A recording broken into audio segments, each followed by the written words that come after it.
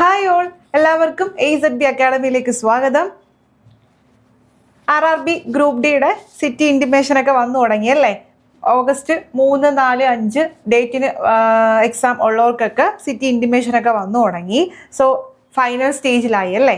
അപ്പോൾ ഇനിയിപ്പം എക്സാം 3, 4 ഒക്കെ സ്റ്റാർട്ട് ചെയ്യുന്നവർക്ക് 1 വീക്കാണ് നിങ്ങളുടെ മുന്നിലുള്ളത്. ഡേറ്റ് വരാനുള്ളവർക്കും ഏകദേശം 1 വീക്ക് 2 വീക്സ് അങ്ങനെയാണ് വരുന്നത്. അതായത് നമുക്കൊരു 1 മന്ത് നമുക്കിനി കിട്ടാൻ ചാൻസ് ഇല്ല അല്ലേ? സോ ഇന്നത്തെ വീഡിയോയിൽ നമ്മൾ ഡിസ്കസ് ചെയ്യാൻ പോകുന്നത്, നമുക്ക് അറിയാം ഗ്രൂപ്പ് ഡിക്ക് ഏറ്റവും ഇമ്പോർട്ടൻ്റ് ആയിട്ട് നമുക്ക് സയൻസ് ആണ് ഇമ്പോർട്ടൻ്റ് അല്ലേ? മാത്സ് റീസണിങ്ങും എല്ലാം ഉണ്ട്, ബട്ട് സയൻസിൽ വെയിറ്റേജ് കൂടുതലാണ്. സോ സയൻസിൽ നിങ്ങൾ എന്തൊക്കെ ശ്രദ്ധിക്കണം, അതായത് സയൻസിൽ ഏതൊക്കെ ടോപ്പിക്ക് നിങ്ങൾ ഇനിയും നോക്കിയില്ല എന്നുണ്ടെങ്കിൽ PYQs എങ്കിലും ഈ പറയുന്ന ടോപ്പിക്കുകളെങ്കിലും നിങ്ങൾ നോക്കിയിട്ട് പോകണം. സോ അത്തരം ടോപ്പിക്കുകളുടെ ഡിസ്കഷനാണ് നമ്മൾ ഇന്നത്തെ വീഡിയോയിൽ ഡിസ്കസ് ചെയ്യാൻ പോകുന്നത്. ആദ്യം തന്നെ ഫിസിക്സ് നമുക്ക് ചാപ്റ്റർ വൈസ് വെയിറ്റേജ് നോക്കാം. ഫിസിക്സിൽ കഴിഞ്ഞ വർഷം ചോദിച്ചിട്ടുള്ള ഒരു പാറ്റേൺ വെച്ചിട്ടാണ് ഈ ഒരു കാര്യം ഇവിടെ പറയുന്നത്. അതായത് ലൈറ്റ് വളരെ ഇമ്പോർട്ടൻ്റ് ആണ്, റിഫ്ലക്ഷൻ, റിഫ്രാക്ഷൻ, ഇതെല്ലാം ഇതിൻ്റെയൊക്കെ എക്സാമ്പിൾ സഹിതമാണ്. ഇപ്പം റിഫ്രാക്ഷൻ്റെ എക്സാമ്പിൾ, റിഫ്ലക്ഷൻ്റെ, സ്കാറ്ററിങ്, സ്കൈയുടെയൊക്കെ അങ്ങനത്തെ ഒരുപാട് എക്സാമ്പിളും കാര്യങ്ങളുണ്ട്. സോ അതെല്ലാം വളരെ ഇമ്പോർട്ടൻ്റ് ആണ്. Light, then electricity and magnetism. കഴിഞ്ഞ എക്സാമിന് ഇതിൽ നിന്ന് പ്രോബ്ലം വരെ നമുക്ക് ചോദിച്ചിട്ടുണ്ട്. ഓക്കെ, പ്രോബ്ലം വരെ നമുക്ക് ചോദിച്ചിട്ടുണ്ട്. ദെൻ ലോസ് ഓഫ് മോഷൻ, അതും വളരെ ഇമ്പോർട്ടൻ്റ് ആണ്. ഈ ടോപ്പിക്കുകൾ എല്ലാം വളരെ ഇമ്പോർട്ടൻ്റ് ഉള്ള ടോപ്പിക്കുകൾ തന്നെയാണ്. Motion, laws of motion. Okay, ന്യൂട്ടൻ്റെ ലോസും അതിൻ്റെ എക്സാമ്പിളും കാര്യങ്ങളും, മറ്റേ ബുള്ളറ്റ് അങ്ങനത്തെ സംഭവം ഉണ്ടല്ലോ, നമ്മൾ സ്വിമ്മിങ് ചെയ്യുന്നത്, ഇതെല്ലാം വളരെ ഇമ്പോർട്ടൻ്റ് ആയിട്ടുള്ള കാര്യമാണ്. And force, work, power, energy, ഇതിൻ്റെയൊക്കെ യൂണിറ്റുകൾ ഒന്ന് നല്ല രീതിയിൽ നോക്കിയിട്ട് പോകണം. യൂണിറ്റും കാര്യങ്ങളൊക്കെ നല്ല രീതിയിൽ നോക്കിയിട്ട് പോകണം. അതാണ് യൂണിറ്റ്സ് ആൻഡ് മെഷർമെൻറ്റ്. അതിനകത്തും ഉണ്ട്, നമ്മൾ ഡയമെൻഷനൊക്കെ ചോദിക്കുന്ന ക്വസ്റ്റ്യനൊക്കെ കയറി വന്നിട്ടുണ്ട്. ഓക്കെ, SI യൂണിറ്റുകൾ അതും ചോദിച്ചിട്ടുണ്ട്. ബേസിക്കലി നമ്മൾ ഗ്രൂപ്പ് ഡി പറയുമ്പം എളുപ്പമാണെന്ന് തോന്നുമെങ്കിൽ പോലും വളരെ രീതിയിൽ നമ്മളത് എന്ത് ചെയ്യണം, അതിനെ ഫേസ് ചെയ്യാനായിട്ട് ശ്രമിക്കാം. ദെൻ ഗ്രാവിറ്റേഷനകത്ത് നമ്മുടെ ജിയുടെ ഒരു ഇക്വേഷനും കാര്യങ്ങളൊക്കെ ഉണ്ട്, അത് വെച്ചിട്ട് ചെയ്യുന്ന പ്രോബ്ലം ഓക്കെ ചോദിച്ചിട്ടുണ്ട്. ദെൻ സൗണ്ട്, അത് കഴിഞ്ഞ് waves and oscillation, modern physics. ഇതിൽ ഈ സൗണ്ട്, ഫോഴ്സ്, മോഷൻ, ലൈറ്റ്, ഇതെല്ലാം വളരെ ഇമ്പോർട്ടൻ്റ് ആണ്. ഒരുപാട് ഷിഫ്റ്റുകളിൽ മാറി മാറി ക്വസ്റ്റ്യൻസ് ഫിസിക്സിൽ നിന്ന് ചോദിച്ചിട്ടുണ്ട്. സോ ഇത്രയാണ് മെയിൻ, പെട്ടെന്ന് നമ്മൾ ഇമ്പോർട്ടൻ്റ് ഏതാണെന്ന് ചോദിച്ചാൽ പറയാൻ പറ്റുന്ന ടോപ്പിക്സുകൾ. ഓക്കെ, അപ്പോൾ ഇത്രയും ടോപ്പിക്കുകൾ ഫിസിക്സിൽ നല്ല രീതിയിൽ നോക്കുക. യൂണിറ്റും കാര്യങ്ങളും ഫിസിക്സിൽ പ്രോബ്ലം ചോദിച്ചിട്ടുണ്ട്. ലൈക്ക് മാഗ്നറ്റിക് ഫീൽഡിൻ്റെയൊക്കെ നമുക്ക് ഇക്വേഷനും കാര്യങ്ങളൊക്കെ ഉണ്ടല്ലോ, മാഗ്നറ്റിക് ഫീൽഡ്, സോളിനോയിഡ്, ഇതിൻ്റെയൊക്കെ ക്വസ്റ്റ്യൻസ് ചോദിച്ചിട്ടുണ്ട്. മാഗ്നറ്റിക് ഫീൽഡ്, സോളിനോയിഡിൻ്റെ ക്വസ്റ്റ്യൻസ്. ഓക്കെ, ദെൻ മറ്റേ നമ്മുടെ thumbs rule, left hand right hand rules ഒക്കെ ഇല്ലേ, അതും കഴിഞ്ഞ വർഷം ചോദിച്ചിട്ടുണ്ട്. സോ ആ കാര്യങ്ങളെല്ലാം, തമ്പ് റൂൾ, ഓക്കെ, അതെല്ലാം എന്ത് ചെയ്യുക, നോക്കിയിട്ട് പോവുക. ഓക്കെ, ദെൻ അടുത്തത് അപ്പോൾ ഫിസിക്സ് സെറ്റ് ഇത്രയും കാര്യങ്ങളാണ്, അത് ജസ്റ്റ് നോക്കിയിട്ട് പോവുക. ദെൻ അടുത്ത നമ്മൾ കെമിസ്ട്രി ആണ്. കെമിസ്ട്രിയിൽ ഇക്വേഷൻ, റിയാക്ഷൻസും കാര്യങ്ങളും ഒന്ന് ജസ്റ്റ് നോക്കി വെക്കണം. കാരണം എന്താണെന്ന് വെച്ചാൽ ചില ക്വസ്റ്റ്യൻസിനകത്തൊക്കെ അതിൻ്റെ ഓക്സിഡേഷൻ സ്റ്റേറ്റ് അങ്ങനത്തെ കാര്യങ്ങളുണ്ടല്ലോ, അതെല്ലാം നമ്മൾ പ്രോബ്ലം ചെയ്യുന്ന പോലെ രീതിയിൽ ചോദിച്ചിട്ടുണ്ട്. സോ ആ ക്വസ്റ്റ്യൻസും കാര്യങ്ങളും എന്ത് ചെയ്യുക, ഇക്വേഷൻസും കാര്യങ്ങളും എന്ത് ചെയ്യുക, ഒന്ന് നോക്കുക. ദെൻ നമ്മുടെ കെമിസ്ട്രിയിൽ പറയുമ്പോൾ ആറ്റം ആൻഡ് അറ്റോമിക് സ്ട്രക്ചർ വളരെ ഇമ്പോർട്ടൻ്റ് ആണ്.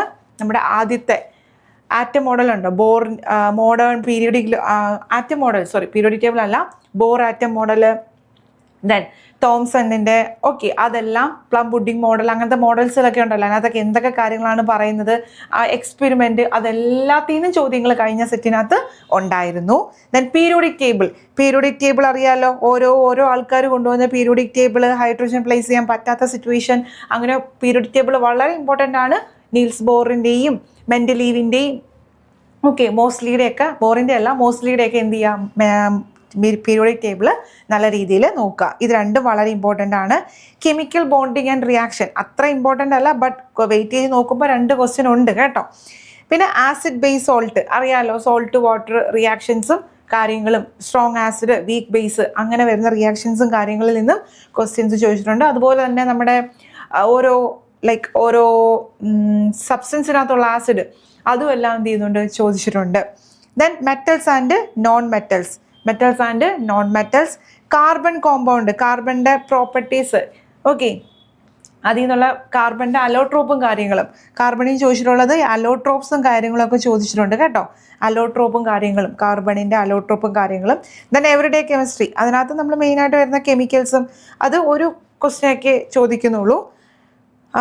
കെമിക്കൽ, ഫെർട്ടിലൈസേഴ്സ്, ഡ്രഗ്സ് ഒക്കെയാണ് ചോദിച്ചിരിക്കുന്നത്. പിന്നെ ഇലക്ട്രോ കെമിസ്ട്രി, റിഡോക്സ് റിയാക്ഷൻ, ഈ റിഡോക്സ് റിയാക്ഷൻ അതൊക്കെയാണ് മറ്റേ ഓക്സിഡേഷൻ സ്റ്റേറ്റും കാര്യങ്ങളൊക്കെ വരുന്നത്. പിന്നെ അതുപോലെ തന്നെ കഴിഞ്ഞ പ്രാവശ്യത്തെ എല്ലാ ക്വസ്റ്റിനകത്തും ഉള്ളൊരിതായിരുന്നു മറ്റേ നമ്മളെ ഡിസ്പ്ലേസ്മെൻറ്റ് റിയാക്ഷൻ. ഓക്കെ, ആ റിയാക്ഷൻ വെച്ചിട്ട് അതായത് നമ്മുടെ ആ ഒരു മെറ്റൽസിൻ്റെ റിയാക്ടിവിറ്റി സീരീസ് വെച്ചിട്ട് അനലൈസ് ചെയ്യുന്ന ഒരു ക്വസ്റ്റ്യൻ ഉണ്ടായിരുന്നു. അതായത് ആ സീരീസ് വെച്ചിട്ട് ഡിസ്പ്ലേസ് ചെയ്യുമ്പോൾ മറ്റേ copper sulphate solution, blue colour, ആ ഒരു ക്വസ്റ്റ്യൻ ഉണ്ടല്ലോ, അത് മിക്ക സെറ്റിനകത്തും ചോദിച്ച ക്വസ്റ്റ്യനാണ്. സോ റിയാക്ടിവിറ്റി സീരീസ് ഓർത്ത് വെക്കുക, അതിൻ്റെ കോഡൊക്കെ ഉണ്ട്, അതൊക്കെ ഒന്ന് പഠിച്ചു വെക്കുക കേട്ടോ. ദെൻ ഡിസ്പ്ലേസ്മെൻറ്റ് റിയാക്ഷൻ ഓർത്ത് വെക്കുക. പിന്നെ ഇമ്പോർട്ടൻ്റ് ആയിട്ട് പറയുന്നത് ആറ്റത്തിൻ്റെ സ്ട്രക്ചറും പീരിയോഡിക് ടേബിളും കാര്യങ്ങളുമാണ്. സോ കെമിസ്ട്രിയിൽ ഇത്രയും കാര്യങ്ങൾ നല്ല രീതിയിൽ നോക്കുക. ഇതിനകത്ത് ഏറ്റവും കൂടുതൽ തന്നെ chemical bonding and reaction 2 question must എന്ന് പറഞ്ഞിട്ടുണ്ട് കേട്ടോ. അപ്പോൾ ഇതാണ് അതിൻ്റെ വെയിറ്റേജ് എന്ന് പറയുന്നത്, നല്ല രീതിയിൽ നോക്കുക. ദെൻ ലാസ്റ്റ് വൺ ബയോളജി ആണ്. ബയോളജി അറിയാമല്ലോ, എളുപ്പമുള്ളൊരു സബ്ജക്റ്റാണ്, നമുക്ക് 1 വേർഡ് ആയിട്ട് കിട്ടുമ്പോൾ കെമിസ്ട്രിയിലും ഫിസിക്സിലും കണക്കൊക്കെ ചോദിക്കുന്ന പോലെ നമ്മളെ കുഴപ്പിക്കുന്ന ചോദ്യങ്ങളൊന്നും ഏതിൽ വരത്തില്ല, ബയോളജിയിൽ വരത്തില്ല.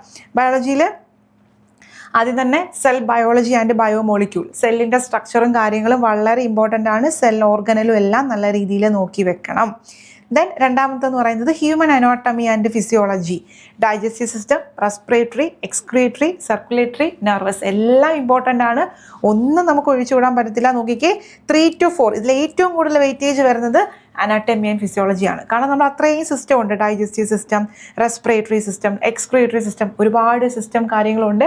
സോ അതിനകത്തുള്ള എല്ലാ എൻസൈംസ്, ഹോർമോൺസ് വളരെ ഇമ്പോർട്ടൻ്റ് ആണ്, നോക്കിയിട്ട് പോവുക.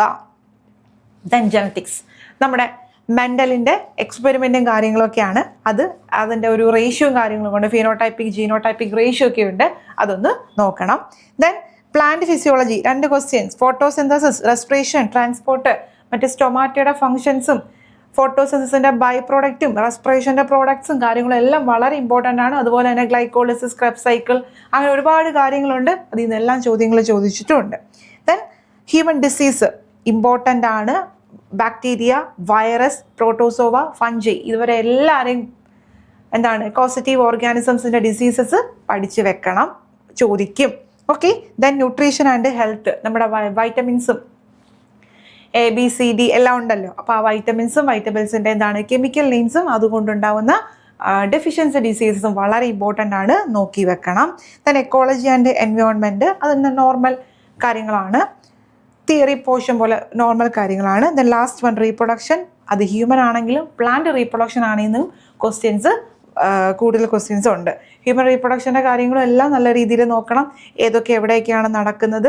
ഓക്കെ, സൈഗോട്ട്, ആ ഒരു സ്റ്റേജ്, എംബ്രിയോ, സൈഗോട്ട്, അങ്ങനത്തെ സ്റ്റേജ്, അത് ഹ്യൂമനും വേണം പ്ലാന്റും വേണം. പ്ലാന്റിൻ്റെ ആണെങ്കിൽ തന്നെ ഫെർട്ടിലൈസേഷനും കാര്യങ്ങളും എല്ലാം ഇമ്പോർട്ടൻ്റ് ആണ്. സോ ബയോളജിയിൽ ഒരുപാട് കാര്യങ്ങൾ പഠിക്കാനുണ്ട്, അത് നല്ല രീതിയിൽ എന്ത് ചെയ്യുക, വൃത്തിയായിട്ട് നോക്കിയിട്ട് പോകണം. ഓക്കെ, അപ്പോൾ ഇനി എക്സാം ഉള്ളവർ ഈ പറഞ്ഞ ടോപ്പിക്കുകൾ മിസ്സാക്കരുത്. ഈ ടോപ്പിക്കുകൾ എന്ത് ചെയ്യുക, നല്ല രീതിയിൽ നോക്കിയിട്ട് പോവുക. സോ അടുത്ത ആഴ്ച എക്സാം എഴുതാൻ പോകുന്ന, അടുത്ത ആഴ്ചന്നല്ല ഈ എല്ലാ വീക്സിലും ഇനി എക്സാം എഴുതാൻ പോകുന്ന എല്ലാവർക്കും ഒരു ഓൾ ദ ബെസ്റ്റ്.